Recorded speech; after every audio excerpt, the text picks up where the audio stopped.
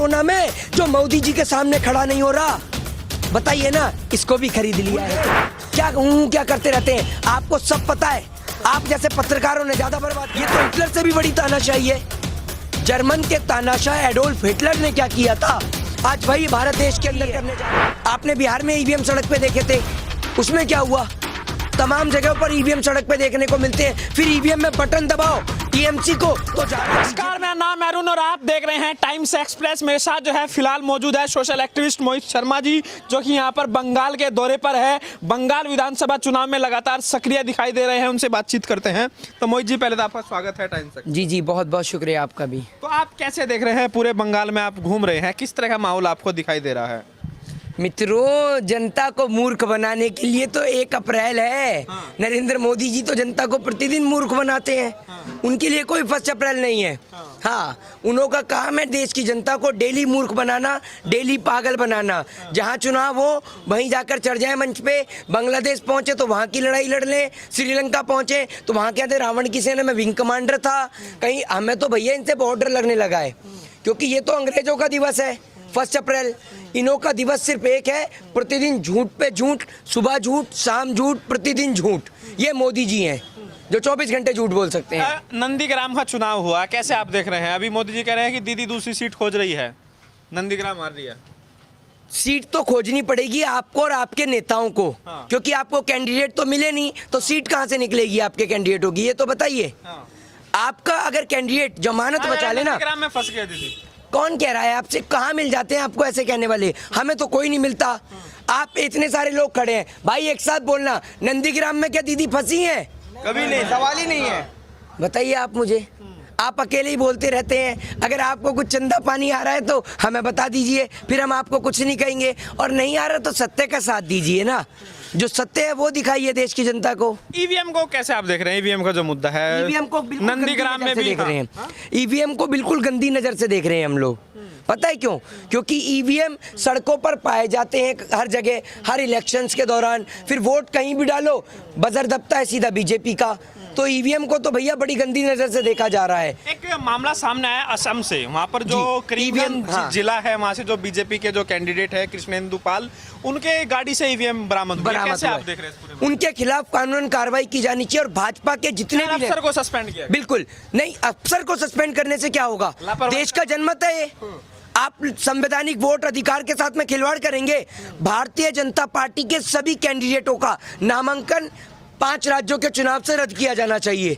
वो इसलिए किया जाना चाहिए कि अगर एक जगह खुलासा हुआ, इसका मतलब ये था ना कि वो पकड़े गए तो हेरा फेरी रुक गई, अगर नहीं पकड़े जाते तो हेरा फेरी हो जाती। अब तो सामने सामने लोगों ने देखा है ना। तो सभी भारतीय जनता पार्टी के कैंडिडेटों का नामांकन रद्द किया जाना चाहिए और बाकी लड़ने वाली पार्टियों में से मुख्यमंत्री तय किया जाना चाहिए। भारतीय जनता पार्टी को इस चुनाव से रद्द कर दिया जाना चाहिए पूर्ण रूप से। सस्पेंड जो किया गया अफसर, आप इस कार्रवाई से खुश नहीं हैं? कैसी बात कर रहे हैं सस्पेंड करने से? वो तो एक जगह का पकड़ा गया, इसलिए आपने सस्पेंड कर दिया। क्या पता बाकी जगह पे ऐसी धांधलेबाजी चल रही हो, क्या पता नहीं हो रही है, हो रही है। आपने बिहार में ईवीएम सड़क पे देखे थे, उसमें क्या हुआ? तमाम जगहों पर ईवीएम सड़क पे देखने को मिलते हैं, फिर ईवीएम में बटन दबाओ टीएमसी को तो जा रहा है बीजेपी को। तो धांधलेबाजी चल रही है अरुण भाई। जो सामने आ रहे हैं तो आपने सस्पेंड कर दिया, अगर सामने नहीं आते तो क्या सस्पेंड करते? ये नहीं करते ना। पुलिस इनकी है, कोर्ट इनका है, कचहरी इनकी है, जो चाहें जैसे चाहें वैसे ये करते हैं। जिस प्रकार इन्हें हुकूमत चलाई जाती है, हुकूमत चला रहे हैं। और अगर हुकूमत में सच बोलना अगर अपराध है तो मैं ये अपराध बार बार करता हूं। अगर कहीं गड़बड़ी होती है तो समाधान तो है ना, कार्रवाई की जाए। तो कार्रवाई किया जा रहा है। अरुण भाई, कहाँ कार्रवाई करेंगे? कार्रवाई करने से कोई विदेश से थोड़ी आ रहा है कोई यहाँ पर, बताइए ना मुझे आप। अगर कोई विदेश से यहाँ कार्रवाई करने आ रहा है तो हम माने, कार्रवाई करने वाले इनके हैं। लाभ ये बताइए, दो फेज का चुनाव कंप्लीट हो चुका है, फर्स्ट और सेकंड। अब थर्ड फेज में हम लोग पहुंच रहे हैं। कैसे आप देख रहे हैं, किस तरह का आपको लग रहा है अब तक? देखिए, दो तरीके के चुनाव में पब्लिक घर से निकलकर, जब इतनी गर्मी है ऐसे में घर से निकलकर पब्लिक वोट डाल रही है, लेकिन उसके वोट के भारी साथ में- मतदान हो रहा है। बीजेपी बिल्कुल। कह रही है कि बदलाव के लिए वोटिंग हो रहा है। बदलाव के लिए वोटिंग नहीं, देश को बचाने के लिए पब्लिक घर से बाहर निकल रही है, क्योंकि पब्लिक जानती है कि अगर आज वो अपने घर से बाहर नहीं निकली तो वो अपने घर के अंदर नहीं, जेल के अंदर कैद हो जाएगी। क्योंकि आज लोगों से उनके बोलने की आज़ादी, लोगों से उनकी स्वतंत्रता की आज़ादी जो छीनी जा रही है ना, ये पूरा देश देख रहा है। ये बंगाल का चुनाव नहीं, हिंदुस्तान को दोबारा से इन गुलाम की जंजीर से निकालने की आज़ादी की लड़ाई है, और इस लड़ाई में पूरा हिंदुस्तान। बीजेपी के आज नेता बंगाल जो है ममता बनर्जी को ममता बेगम कह रहे हैं, इस तरह की जो बयानबाजी हो रही है, आप कैसे देख रहे हैं? एक बात मुझे बताइए, इनको शर्म नहीं आती क्या जरा सी भी है? ये बेगम कैसे कह रहे हैं, कैसे कह रहे हैं? ये निक्करधारी लोग जिन्होंने भगवा गमछे तक को बदनाम कर दिया, इसे अगर कोई और पहन ले तो ये कहते हैं तो आप कि तो भैया, पहनकर खूब घूम रहे हैं, तो आपको पहनने में, हमें कोई पहनने में आपत्ति है क्या? तो आप कह रहे हैं बदनाम कर दिया है। इसे बदनाम कर दिया लोगों ने। अभी परसों पहन के खड़ा हुआ तो एक गाली दे के जा रहा, गंदी गंदी कह रहा, बीजेपी की माँ की बहन की, ऐसे करके कह के जा रहा। तो मतलब लोगों को लगता है कि आपको भी अगर गाली कोई- मिल रही है भगवा पहनने पे। हमें कौन क्यों गाली देगा? वो गाली देते हैं बीजेपी को, हमें नहीं देता कोई गाली। मेरे कहने का अर्थ ये है कि जो भी ये भगवा गमछा पहन रहा है तो लोग समझते हैं वो बीजेपी का आदमी है। असल में ये भगवा जो है ये देश के 133 करोड़ जनता का प्रतीक है, और इसे स्वामी विवेकानंद ने पहना था। इसे उन्होंने पहना था जब वो शिकागो के अंदर खड़े होकर संसद में बयान देते हैं। तो आपने तो हिंदू धर्म की मर्यादा को नहीं बख्शा, हिंदू धर्म को नहीं बख्शा, और आप बात करते हैं हिंदू धर्म के ठेकेदार बनने की। बीजेपी वाले कह रहे हैं यहाँ पे जय श्री राम का नारा नहीं लगाने दिया जाता। अभी तो आपने बोला, आपको किसी ने कुछ कहा क्या? बताइए ना आप मुझे, आपको कहा किसी ने? इतने सारे भाई खड़े हैं, इनके बीच में खड़े होके बोलेंगे जय श्री राम। भाई आपको कोई आपत्ति है जय श्री राम से? बताइए ना। ये बंगाल नहीं है क्या? बीजेपी ने तो मुद्दा बना अमेरिका लिया। इंटरव्यू लेने आ रहे हैं मेरा, क्या मुद्दा बना लिया? अमेरिका इंटरव्यू लेने आ रहे हैं क्या हमारा? बंगाल में कह रहे हैं, बंगाल में कह रहे हैं। अभी बंगाल में नहीं खड़े हुए हैं क्या?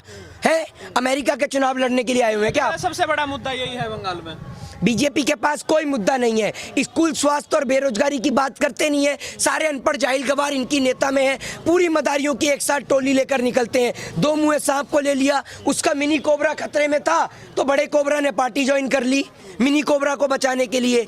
तो ये देश के जयचंद हैं, देश के गद्दार हैं, और देश को जयचंद और गद्दारों की जरूरत नहीं है। देश को ईमानदार और निष्पक्ष नेता की जरूरत है। तो जो टीएमसी है वो तो लगातार जो है इलेक्शन कमीशन पर सवाल उठा रही है, वो लगातार जो है ईवीएम पर सवाल उठा रहे हैं। अरुण भाई क्यों नहीं उठाएगी? असम में कल जिस तरीके की विधायक की गाड़ी से ईवीएम पकड़ा गया, तो क्या ये देश के जनमत के साथ में खिलवाड़ नहीं है? देश की डेमोक्रेसी के साथ में खिलवाड़ नहीं है क्या? देश की डेमोक्रेसी में देश की जनता को जो एक संवैधानिक अधिकार मिला है, जिसके माध्यम से वो मुंह तोड़ जवाब देती है देश की सरकारों को, जब आप उस अधिकार को लोगों से छीन लेंगे तो क्या ये डेमोक्रेसी पे खतरा नहीं मंडरा रहा? ये तो हिटलर से भी बड़ी तानाशाही है। जर्मन के तानाशाह एडोल्फ हिटलर ने क्या किया था, आज वही भारत देश के अंदर करने जा रहे हैं। ममता दीदी ने जो है विपक्ष के नेताओं को चिट्ठी भी लिखी, उसके बाद आम आदमी पार्टी ने कहा कि बीजेपी को रोकना होगा वरना जो है जर्मनी वाली स्थिति बन जाएगी। तो कैसे आप देख रहे हैं? बिल्कुल। लोकतंत्र तो है देश में। देखिए, लोकतंत्र अभी थोड़ा बहुत बचा है। मैं नहीं कह सकता कि आज फुली डेमोक्रेटिक कंट्री में आप रह रहे हैं, क्योंकि आप बोलिए उठाकर अंदर डाल दिया जाता आपको है। किसने डाला? आपके साथी पत्रकारों को भी डाला गया, हमें नहीं डाला गया क्या? भूल गए आप? भूल गए क्या? क्या करते रहते हैं? आपको सब पता है। आप जैसे पत्रकारों ने ज्यादा बर्बाद करा है देश, समझ रहे? सब आपको पता है, लेकिन आपको कोई फर्क नहीं पड़ता। आपको कोई फर्क नहीं पड़ता। आपको तो ये पता है आपको दलाली मिल रही है, तो जनता चाहे भाड़ में जाए, जनता चाहे मरे, चाहे ईवीएम गाड़ी से मिले, चाहे ट्रक से मिले, चाहे सड़क पे मिले, आपको थोड़ी फर्क है कि आपके नेता जो निक्कर में घूमते थे आज लोगों को बता रहे हैं क्या पहने। आपकी नेताओं की गाड़ी से ईवीएम पकड़ा जा रहा है, डेमोक्रेसी खतरे में है। तो भैया, ऐसे नेताओं से आप डेमोक्रेसी को बचाने की बात करते हैं। अमित शाह कैसे कह रहे हैं इतने दावे के साथ कितनी सीटें आ रही हैं? कॉन्फिडेंस है उनको। कॉन्फिडेंस नहीं है, ये ईवीएम डेंस है। समझ रहे हैं आप? ईवीएम जब इनके नेताओं की गाड़ियों से पकड़ा जाएगा तो कॉन्फिडेंस इन्हें नहीं तो क्या और मुझे होगा? इतने कॉन्फिडेंस से कैसे कह रहे हैं? 2 तारीख को आप क्या पेपर, एक बात मुझे बताइए, पूरे साल पढ़े नहीं तो पेपर पास कर देंगे? कर देंगे क्या? जब आपके पास हूँ क्या करते हैं पूरा आप एक्सक्यूज पहले ही देना शुरू कर दिया क्या? ईवीएम का। ये एक्शन मैं दे रहा हूँ, वो असल में तो Excuse, नहीं excuse। नहीं तो एक्सक्यूज कार्रवाई तो कर रहा है ना इलेक्शन कमीशन। वाह,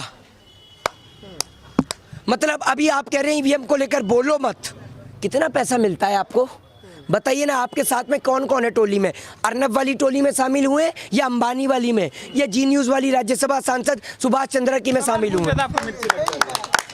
सवाल आप हमसे पूछेंगे, हमसे पूछेंगे आप सवाल देश की जनता से। उन विधायकों से नहीं पूछा जा रहा होगा आपसे जिनकी गाड़ियों से असम में बरामद हो रहा है, उनसे आप कह रहे हैं इलेक्शन कमीशन पूछ तो रहा है। तो आप क्या कर रहे हैं? आपको अगर एक नेता के घर पे ड्रग पाया जाए, एक सेलिब्रिटी के घर पे ड्रग पाया जाए तो आपको ड्रग चाहिए होता है। हाँ तो कार्रवाई तो वहां भी हो रही थी, तो काहे चैनल पे चिल्ला रहे थे आपके साथी ड्रग दो ड्रग दो ड्रग दो? अब उनकी हलक में फेविकॉल अटका हुआ है, गर्म पानी नहीं पी रहे क्या अब वो, या उनकी जबान गला खराब है, क्यों नहीं बोलते अब? अभी क्योंकि ये भी कहा जा रहा है कि ममता दीदी हो सकता है दूसरी सीट से चुनाव लड़े, क्या आपको लग रहा है? इस तरह की खबरें लगातार आ रही है भैया। अभी यहाँ से हावड़ा से समझ रहे हैं जनाब इतने बेचैन नहीं है, और जनाब का तो बस नहीं चल रहा।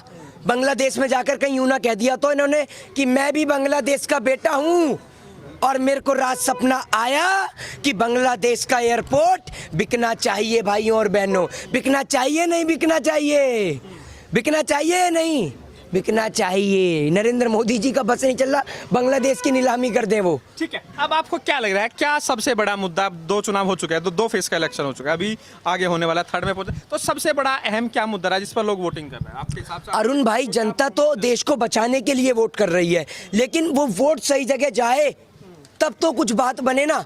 वोट सही जगह नहीं जा रहा है, सबसे बड़ी बात तो ये है।